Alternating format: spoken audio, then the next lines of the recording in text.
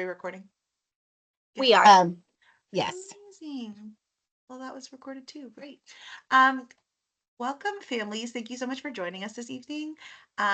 We are the third grade team, so I'm Miss Siders, and presenting we have Miss Elmore. We have Miss McLeod on our call as well, and who else? I think I There will saw. be some others trying to get in. Some are having issues with teams at the moment.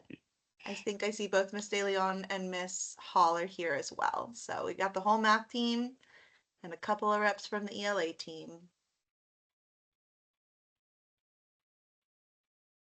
For tonight's presentation, our objectives are understand the purpose of quarterly benchmark administration, review the most commonly missed question types, and discuss strategies and ideas for success on the next administration. And also, families, if you don't mind muting your microphone so that we don't hear extra noise, that would be great. Things you'll need tonight, your child's performance report packet. They sent those home today. A copy of your child's quarter one benchmark assessments. You have those in that packet as well. A pencil, and please mute yourself while we're in the chat. We will ask away with any questions at the end. We'll answer anything you have. Ms. Siders or Ms. McLeod, would you like to talk about the live captions? Sure. We have live captions here. Sorry, Miss Siders, can you explain? Sure thing. We have some live captions. For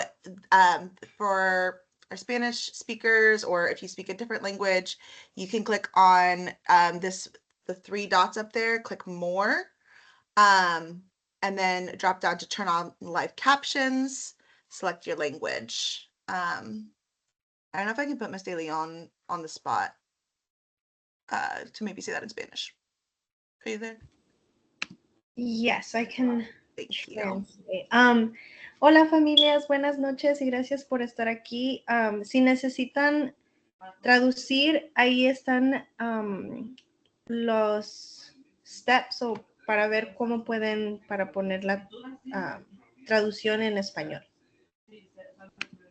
Thank you so much.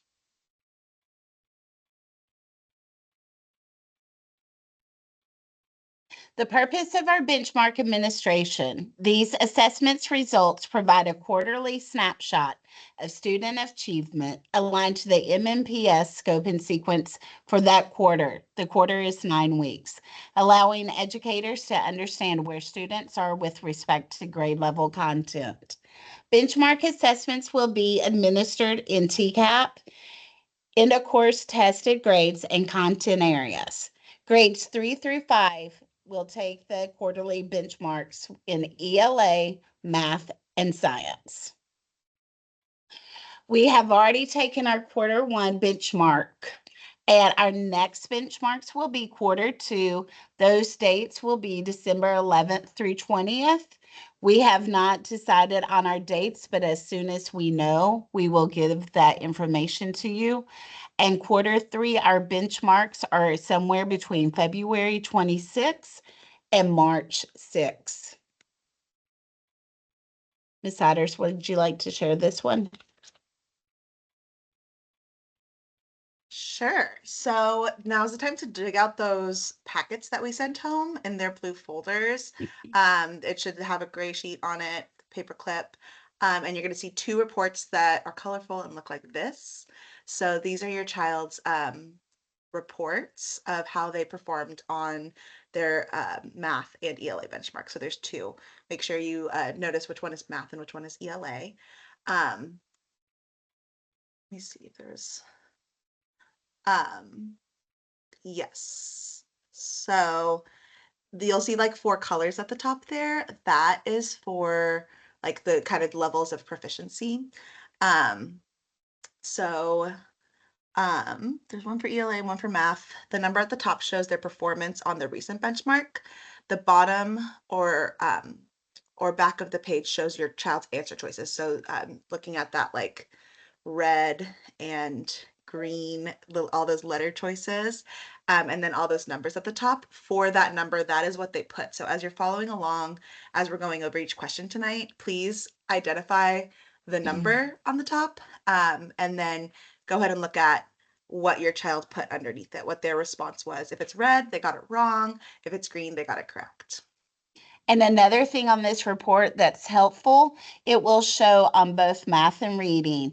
Red is below expectations. The yellowish orange is approaching expectations. Green is met expectations, and blue is exceeded expectations. So we are aiming for students to get a 65% or higher on all of these assessments. These were the Mastery Cut scores for third grade for quarter one. In ELA, would you want to talk about the ELA, Ms. Siders? Sure. So the cut scores, like which category they fall in, kind of depend on how they do as a district, how the kids do it like in the whole district. So for this benchmark, they decided that to get the highest level of 4 or in the blue, you needed 73.33% or above to exceed expectations. In order to meet expectations, they said that cutoff was 60 this time. We say 65 is what we're aiming for in general because we don't always know what the cut score is going to be, whether that's TCAP or benchmark. So yeah, 60% to 73.33 is meeting expectations.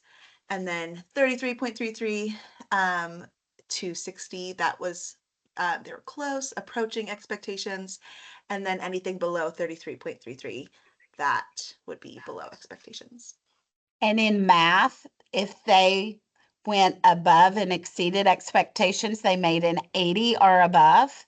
If they met expectations, they made a 60 or less than an 80. If they scored a 35 to a 60, they met approaching expectations. And anything from a 0 to a 35 was below expectations. This would be a good time to look. If they made close to a 60 in math, they were very close to meeting expectations. So that is something we would really encourage the kids to push themselves to try to get motivated to do even better on the next assessment.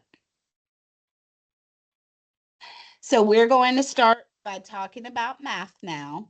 In quarter one, our math focus, we had 3 units. Unit 1 was all about multiplication with equal groups and arrays. Unit 2 is all about polygons, quadrilaterals, and rectilinear area. And Unit 3 was place value, addition, and subtraction. We only did section A during quarter one. Celebrations that we saw on math quarter one, 64% of our students were able to successfully answer questions like these. Students demonstrated perseverance by working out the situations and finding a single answer that related to the context provided. So here are 3 examples of problems that the kids really did well on. Question 1, Gloria drew the shape shown.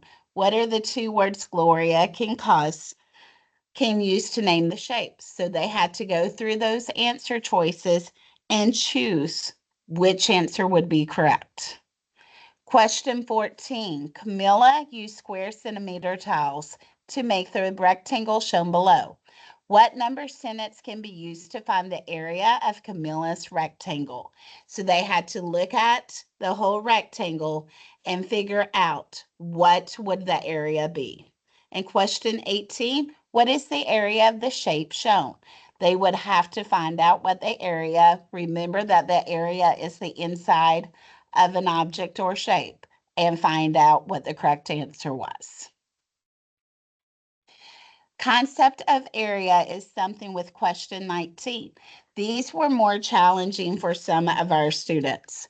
Fiona is finding the total area of a rectangular wall in her house. She knows she can divide the wall into 2 smaller rectangles to find the total area. The diagram below shows the two smaller rectangles, A and B. So they had to look at the rectangles, look at the measurements, and go from there.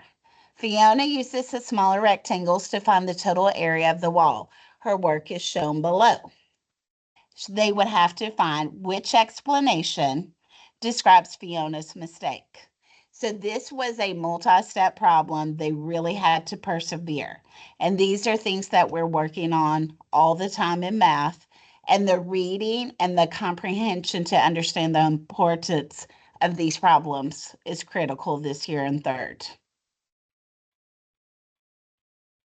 The correct answer on this one, would be B. They would have had to break it down. Fiona used 4 for the area of rectangle B. We have the 4 here. She should have used 28 for the area of rectangle B. She would have had to do 7 feet times 4 to get 28. Question 13. 5 students in a class. This was a multi-select problem. With problems like this, you have to get all answer choices correct for the problem to be considered right. 5 students in a class made shapes using unit squares. The shapes the students made are shown below. We have Jessica's shape, Ramiro's shape, Dario's shape, Nigeli's shape, and Javier's shape. Which statements about the shapes are true? They have to start really focusing on where it says choose 2 that are correct, choose 3 that are correct. So they would have had to go back through all of these, and A, the area of Jessica's shape is equal to the area of Ramiro's shape. They would have had to take the time to find the area of each of these shapes. They don't always like doing this, and this is something we keep working on. You have to work out each of the problems. You will not be able to answer a question like this without working them out. And C, the area in Najali's shape is less than the area of Javier's shape. Question 3, this was a knowledge question of area. Christy wants to find the area of the shape shown. We have 2 centimeters by 4 centimeters. Which of the following is the unit square that Christy should use to find the area of the shape? So we have talked a lot about unit squares, and it has to be 1. So this was being measured in centimeters. A lot of the kids knew it had to be a square, but some of our students chose 1 inch by 1 inch.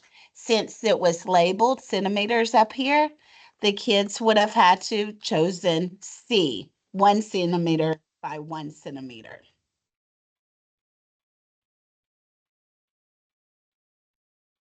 This is also another multi-select item. Dion cut a rectangle from a large piece of cardboard. The rectangle Dion cut out has an area of 40 square inches. Which of the following could be Dion's rectangle? Once again, it says choose 2 that are correct. A says 10 inches by 4 inches. We would know 10 times 4 is 40. B would be 10 inches by 10 inches. 10 times 10 would be 100 inches. C, 8 times 7 would be 56 inches. D, 5 times 4 would be 20 inches. And E, 8 times 5 would be 40 inches. So our correct ones, we would have to remember there are 2 correct answers. A and E are the correct answers. A lot of our students chose 1 answer, so we're really having to make sure to read all of the questions in depth. This quarter, this 9 weeks, we are studying these things right now. We have finished our Unit 3, place value, addition, and subtraction. We're finishing that up this week and early next week. We're about to start Unit 4, the relationship of multiplication and division. They're going to be super excited about division. And Unit 5, patterns and multiples of 10. So those will be fun things for the kids to be learning. Things that you can do at home with your child in math. Completing homework each week. All of us set goals on iReady and iExcel. Make sure that they're doing both teacher-assigned iReady lessons or over things that we are covering in class. My path lessons meet them at their grade level, whether it's third grade, fourth grade, first or second grade. Strive for at least 3 to 4 lessons per week. IXL, always look for the yellow stars in third grade math. If that is something that we're wanting them to focus on, there's going to be a yellow star by that skill. All of the kids have been given multiplication flashcards. That would be great for them to start practicing the flashcards at home. If your child doesn't have a box, please let your math teacher know, and we'll see if we can find any extras. Simple things like practicing counting in the car. An example of start at the number 9, count up by 5, or start at 100 and go down by 6. So if I start at 9 and I say, let's go up by 5. 9 plus 5, 14. 14 plus 5, 19. 19 plus 5, 24.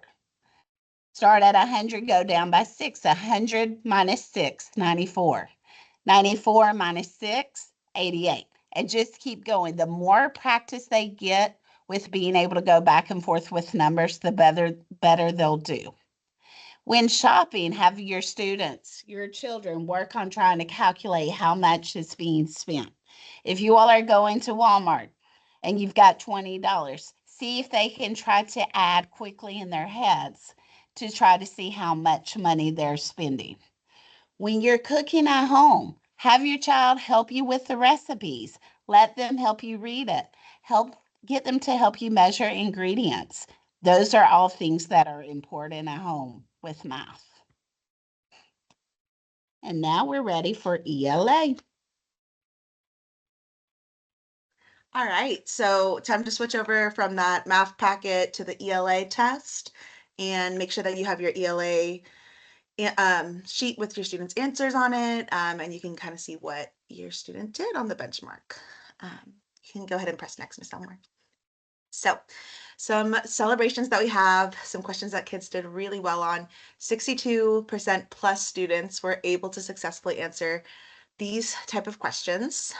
Students demonstrated perseverance by rereading the text, eliminating incorrect answer choices, and so that they could get to the correct answer. So one of the ones we did really well on is question 7, where we needed to determine what does locate mean in the sentence. People can even locate them in the Arctic waters. So most students were able to identify that that would be to find them, which is great using our vocabulary and context skills. And then question 5 as well, where they needed to identify what does this part of the text tell us about a character named Sharky. It was a very cute story about a little shark, but the sentence said, Sharky went on, that's right, like the way Turtle entertains us with stories.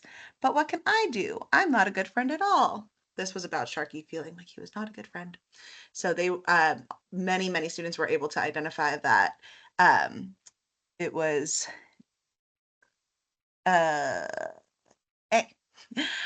he feels like he is not a good friend. So good job, students, on those 2 questions. So in quarter 1 in ELA, we did a lot of asking and answering questions to demonstrate our understanding of the text. That's like one of our first reading goals we start with, is noticing and wondering about the text.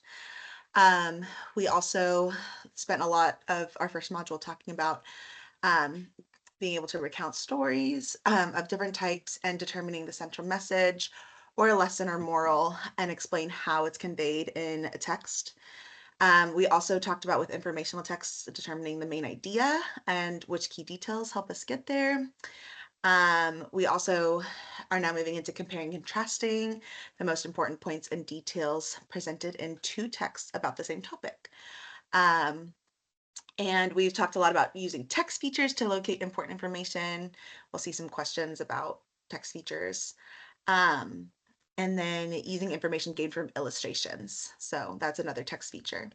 Um, and then some of our writing goals, we have been focused solely on informative and explanatory writing so far this year, and we have been working on mastering that. And then just producing clear and coherent writing with great development, organization, and style that is appropriate to our writing task. And then our speaking and listening goals are following agreed upon rules and discussions. So listening to others well, speaking one at a time, agreeing and disagreeing respectfully, and then like using our text evidence when we discuss the texts. Some of our language goals that we've been working on are using nouns and verbs in general and know what their functions are in a sentence. We are working on capitalizing appropriate words and titles and also forming like simple verb tenses. We also have been working on using conventional spelling for high frequency words that we've studied and adding suffixes to base words. And then one of our biggest ones that we're working on is using sentence level context as a clue to the meaning of a word or a phrase. Almost all of our tests have a question about that. And then now we're moving into using conjunctions of different types to produce compound and complex sentences. So we are going to read our second story in our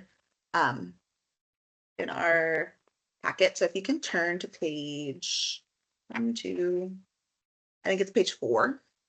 It has a little picture of a squid on it. So we're going to read this passage, and it's an informational passage, and then we'll go over some questions.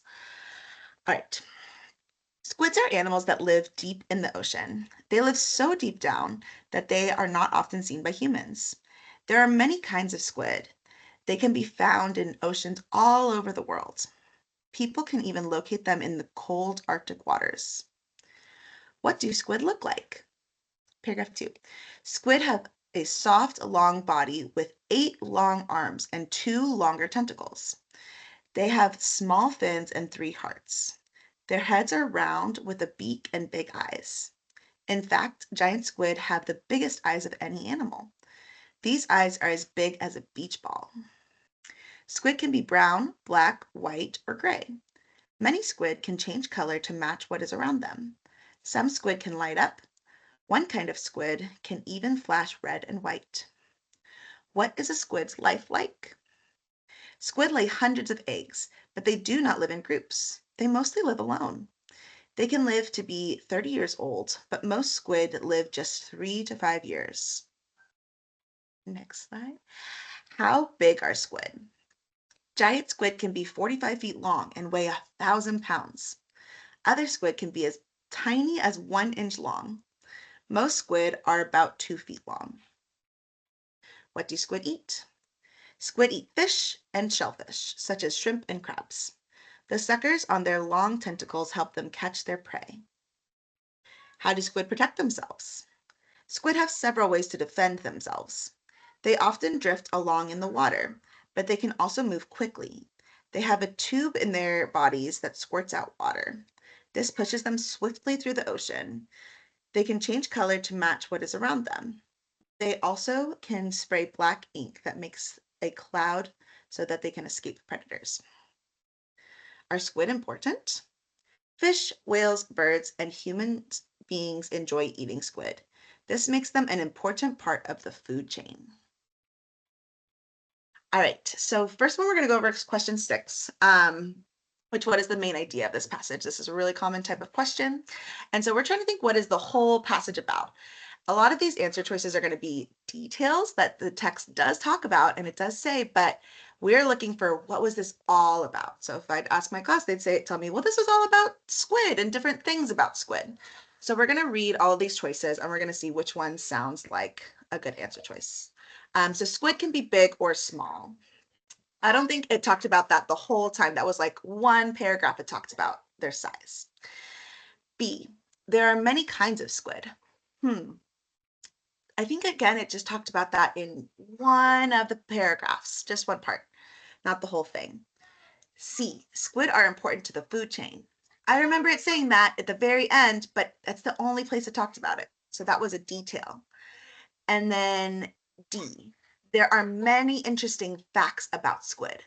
I think that whole thing was about interesting facts about squid. So I think D sounds the most like a main idea, which was the correct answer. All right, next question. Number 8. So this is a vocabulary question, and just like Miss Elmore was saying, this one is tricky because it says choose 2 words that mean the same thing as defend in this sentence. So we needed to choose 2, okay? So 2 strategies that we want to use with vocabulary questions. Number 1, we want to go find it in the text to see if we can find any clues. So this is in paragraph 7. As I read paragraph 7, it's under the heading, how do squids protect themselves? And then the first sentence is squids have several ways to defend themselves. So right away I'm thinking, oh, they are defending must mean protecting. So that was a good clue that I was able to find in the text by rereading. Now I'm going to try my second strategy, which is substitution. So I'm going to reread this sentence, but instead of saying defend each time, I'm going to do one of the answer choices. So A would be save. So squid have several ways to save themselves.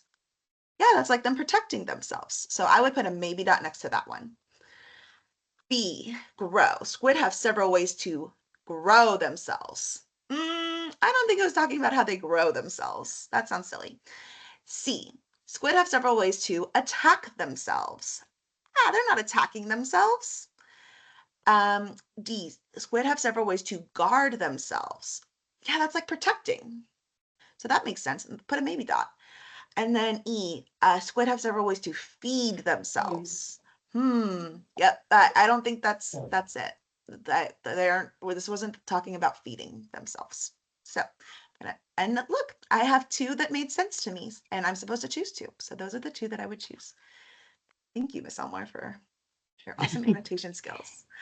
All right, question 9 is a 2-part, which it can be one of our trickiest types because we can't get. If we get one right, we cannot get the whole question right without getting both of them correct. So you might see red and you got like one of the letters right, but not the other one.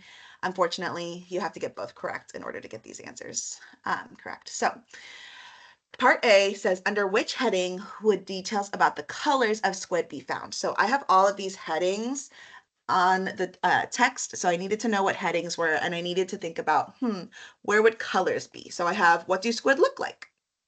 I know that colors describe what squids look like. So I'm going to look there.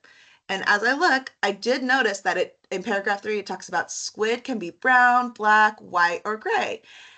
Many squid change color to match them. So it was talking about colors in that one. So I know from looking at the text that it's under the heading, what do squid look like?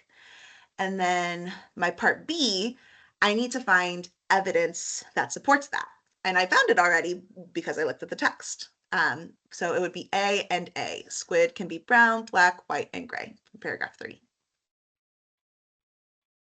All right, and then I just want to draw your attention to this picture of the squid. So this was the illustration that the next picture or the next question is going to be talking about. Students needed to see like what information we can gather just from the picture. So you can go to the next question. So question 10, what does the illustration help, or the picture, help to show about squid? So looking just at this, nothing from the text, I'm only looking at the picture of the squid. Does it show me that the squid has a long body? Yeah, I can see that the body is long in that picture. Maybe not. Squid can spray black ink. The picture does not show me any black ink that the squid is spraying. C, most squid are about 2 feet long. It does not show me that they are 2 feet long. It looks much smaller actually. And D, suckers have help squid catch their prey. That picture does not show me that. All of those things were in the text, but the reason kids got this wrong is because they didn't pay close attention to the word illustration. So we need to know, if it's asking me about the illustration, I need to be thinking about what the illustration shows me. Because any of the answers would have been true if it was like, what does the text say? And then which detail is included in both the passage and the illustration? So this one was probably one of the most difficult because kids had to go and check the text and the illustration for all of it. The best heading for them to have looked at would have been like, what do squids look like? So paragraphs 2 and 3. So A, the answer choice is squid have 2 fins. And it is in paragraph 2, it does say that they have fins, but it says they have small fins. It doesn't say they have 2 fins.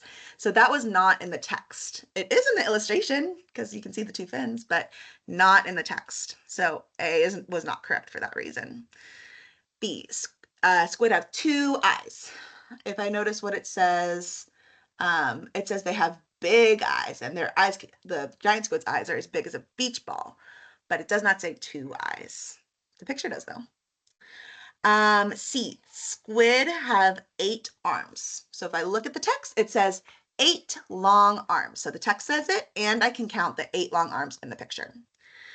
And then D, squid have 8 tentacles. Squid only have 2 tentacles, and the text says that. So that one was actually incorrect too. So the only one that was in both the picture and the text would have been C. All right, the last 2 questions that we're going to go over are language kind of questions, and we're testing them on compound sentences and can they connect to thoughts with the correct conjunction. So I'll read these 2 sentences, and then it says, what is the best way to combine the 2 sentences? So, the glowing lights help dwarf lantern sharks recognize others of their own kind. The lights may also attract prey or camouflage the sharks against predators. So if I look at my answer choices, they all say the exact same thing, and the only difference is what's connecting them. So A, there's just a comma connecting them. B, it has the word so connecting, a comma, so. C, it has because. And D, it has and.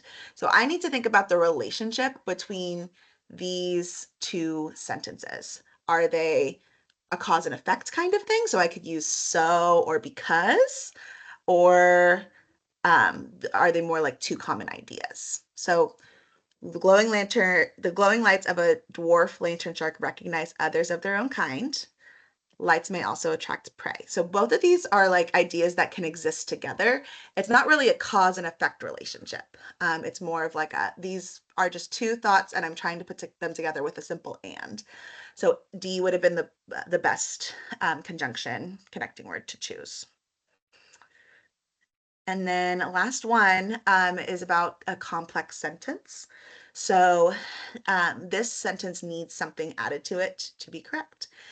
Even though they are little, these tiny sharks are fierce predators of the deep sea. So there's kind of 2 clauses here, or parts of the sentence. The first part is even though they're little, and then there's these tiny sharks are fierce predators. I don't need any conjunctions to connect those, like but, or anything. I just need a comma. Even though they are little, comma, these tiny sharks are fierce predators of the deep sea. So B was incorrect because it was changing that sentence to when. I didn't want to change the sentence. I just wanted to put the comma in the correct place. So that would have been C, and D, the comma is in the incorrect place. These questions were really tricky. So definitely something for us to keep going over. And our IXL lessons will definitely help us with that, which we'll get into in a minute. But so on quarter 2 benchmark, students will be assessed on these areas. And you'll notice there's a lot of repetition, and that's because in ELA, our standards spiral. So that means we have the same standards all year, unlike in math, where you're kind of covering different standards throughout the year. So we are going to be still continuing figuring out main idea and supporting details and central messages. We're going to determine the meaning of words and phrases as they're used in the text.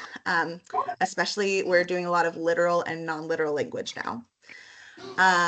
We're going to be able to describe the relationship between a series of events as it pertains to sequence or cause and effect. So using the correct type of language for that. And then we're going to distinguish, students will be able to distinguish their own points of view from that of the author of a text. And then they'll be able to compare and contrast information from two texts that we read on the same topic. So some similar things, but what we're going to focus more on with language is conjunctions for sure. We're going to do some of what you just saw with the and because, subordinating and coordinating conjunctions. We're also going to be working on figurative language, word relationships, nuances, and meaning. Distinguish between literal and non-literal meanings of words and phrases in context. We'll be able to explain the function of nouns, pronouns, verbs, adjectives, and adverbs in general, and their functions in sentences. So all those parts of speech. And we'll determine the meaning of a new word formed when an affix is added to a known word. So when we add a part to a word, how does it change the meaning? And then we'll be able to distinguish shades of meaning among related words. Next. And then we're going to be switching pretty quick here to opinion writing, which is very similar to informative writing, but we just add what we think and our own point of view to that. And we give reasons for why we think that. So we will be writing opinion pieces on topics or texts and supporting our points of view with reasons. We'll write informative and explanatory pieces still, so still practicing that. Produce writing in which the development and organization are appropriate to the task and purpose. And we're going to take notes and sort information from past experiences or gathered information from print or digital resources. And then we will continue our speaking and listening goals, engaging in collaborative discussions by explaining ideas and understanding in light of the discussion. We will determine the main idea in visual media or read aloud text, and we'll be able to report on the topic, tell a story, or recount an experience with appropriate facts and details, speaking clearly at an understandable pace. So what can you be doing at home? Our fluency homework is really important, and I think most students are getting really good at that, but we also have online homework that at least I can speak from my class, sometimes doesn't always get done. So this is, we could really use parent support in making sure students are doing their homework. So we have 3 programs that are really important in ELA. The first one is Lexia Core 5. Students that are not yet at level 13, their Lexia goal is going to be 60 minutes each week and 12 units. And there's a picture down there of what the Lexia screen looks like. And so you can check, if you say like, show me your Lexia screen, you can see how many minutes and units they have. So in my class on the day that it's due, we record in those 2 circles how many units and minutes did you have last week. And so this is a program that teaches them and fills in any gaps in their reading skills that they might have. So really a very important program. IXL are like different skills. They do it in math too, but it's really helpful for different skills that they're going to see on TN Ready. So we try to pick like good skills to practice. So the name of each skill will be written in each week with the code that they can search. And then you might be like, where's this percentage correct? So if you look at that screen underneath there with that orange little SMART score, that's what they need to write down. If they have mastered it, it should say 100, and give them a little ribbon next to it. And then AR is Accelerated Reader. It's a great opportunity for students to be practicing one reading and then taking quizzes on their reading. So they should have the book in front of them. It could be a library book that they've read. It could be a book that we are reading in class. Doesn't matter, any book. And they can look up the book on AR. Mr. Martin has taught all students how to do it, so they should know. And they search the book and they're able to take a quiz. It's usually like 5 questions, but it could be 10 as well if it's worth a lot of points. And then it will show you how many they got correct, and they put that percentage at the bottom. So we're aiming for one AR quiz a week. So we're reading one book a week, and one IXL lesson, and whatever their goal is on Lexia. So, And there is much research. The more AR they do and make an 80% or higher, the more growth they're going to be seeing in reading. yep. We've been using AR in this building for years, and it does work well. Yes. So please make sure your kids are doing it. It will help them. Yes, students are able to do AR tests at home, and they should know how to do it. So if not, please message your child's teacher and we can try to connect you. Our next benchmark assessment window is December 11th through 20th. As I said at the beginning, when we find out the dates, we will send information home with families. We know December is a busy month. Make sure your child is at school every day to ensure they are well prepared for their test. We are learning something new every day in all subjects, so we need them here at school. Talk with your child about testing strategies. Encourage plenty of rest, appropriate bedtimes, and eating nutritious breakfast on testing days. The appropriate bedtimes are important every day. We encourage families in third grade to try to be in bed by 8:30, 8:45 at the latest. We would love to hear your feedback.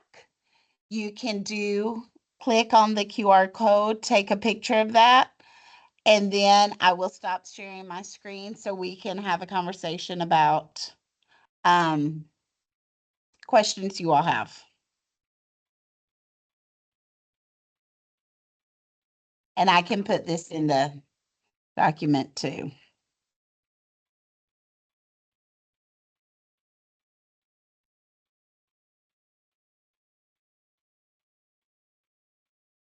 I'll send it over.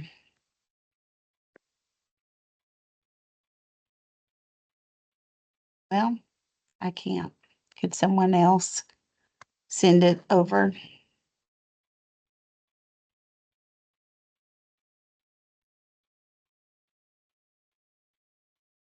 I've dropped a link in the chat, Miss Elmore. Thank you, Miss Huff.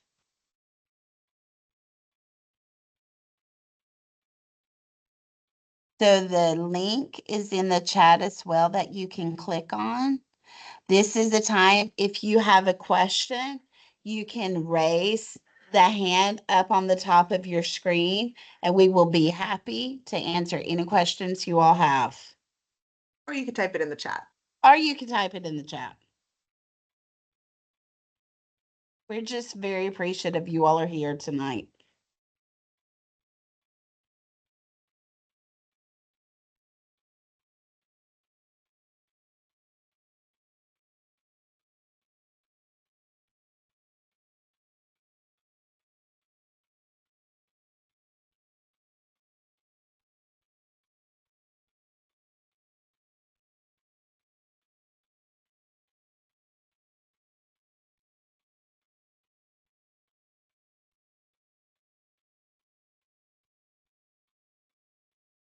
Any questions we see? I'm not seeing any. I do see from Miss Mary, will this presentation be shared? Yes, in a couple of days, you all will be sent a link where you can rewatch it. And if you have questions, feel free to reach out to reading and math teachers. We'll be happy to answer those questions.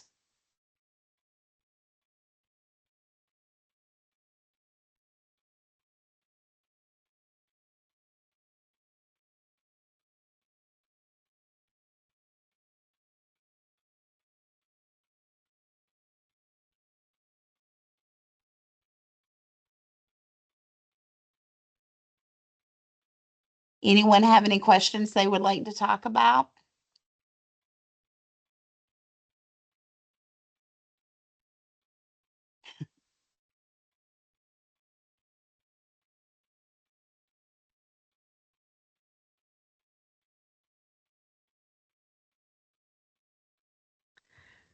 I'm not hearing any, but if you think of any tonight, please feel free to message us.